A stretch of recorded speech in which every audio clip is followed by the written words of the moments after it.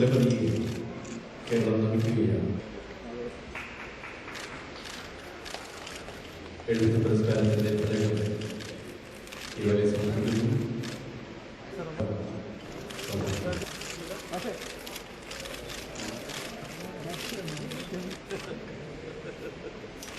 മലയാള ഭാഷയ്ക്കും സാഹിത്യത്തിനും ഏറ്റവും ഉത്തമമായ സംഭാവനകൾ ചെയ്യുന്നവരെ ആദരിക്കുന്നതിന് ഗവൺമെൻറ് ഏർപ്പെടുത്തിയ ഏറ്റവും വലിയ പുരസ്കാരം എഴുത്തച്ഛൻ പുരസ്കാരം ഇന്ന് സാനു മാസ്റ്റർക്ക് കൊടുത്തു. സാനു മാസ്റ്റർ തികച്ചും അർഹിക്കുന്ന ഒരു അംഗീകാരം. അദ്ദേഹം മലയാളത്തിന് നൽകിയിട്ടുള്ള സംഭാവനകൾ വളരെ വലുതാണ്. വിമർശന സാഹിത്യത്തിലും ജീവചരിത്ര സാഹിത്യത്തിലും വേറിട്ട ഒരു പാത അദ്ദേഹം കാട്ടി.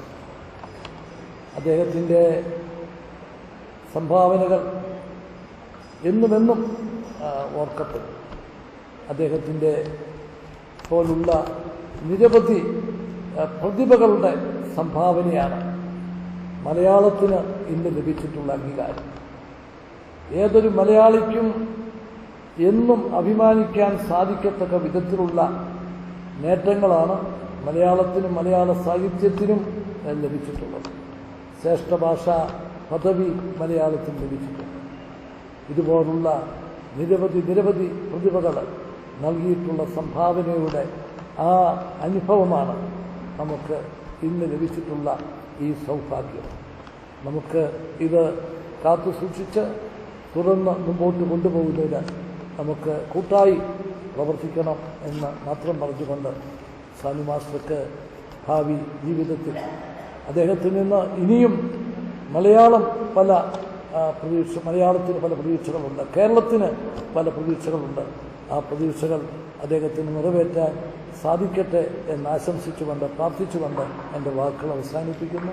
സാഹിത്യം നിശ്ചിതമായ മാനദണ്ഡങ്ങൾ കൊണ്ട് നിശ്ചയിക്കാൻ കഴിയാത്ത ഒരു പ്രത്യേക രചനാ വിഭാഗമാണ്. അത് സമകാലിക ജീവിതത്തിൽ ഏറ്റവും അധികം നാം പ്രകടമായി കാണുന്നു.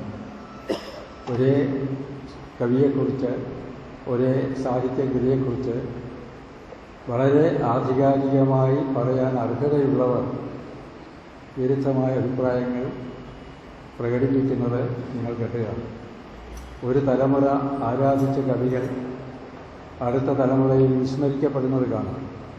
ഒരു തലമുറ അവഗണിച്ച കൃതികൾ അടുത്ത തലമുറയിൽ സ്വീകരിക്കപ്പെടുന്നത് കാണാം. അതൊക്കെ നിശ്ചിതമായ മാനദണ്ഡങ്ങളില്ലാത്തതിൻ്റെ ഫലമായി സംഭവിക്കുന്നതാണ്.